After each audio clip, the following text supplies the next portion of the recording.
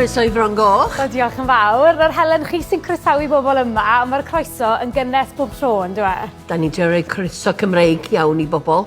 Mae gen ni gymaint o bobl sy'n dod yn lleol, maen nhw'n ffyddloniaid i Fron Goch mewn ffordd. Yndyn, da iawn, dyn nhw wir, ia.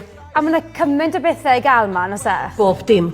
O gardyn pen blwydd, planhigyn, dodran rar. Da chi eisiau dod rownd i gael golwg? Ydw, please. A ia chi, wan. Diolch. Heddiw fuesu mewn Canolfan Arddio. Dyma ni'r adran byw yn yr awyr agored i hwn, lle mae'r dodran rar i gyd.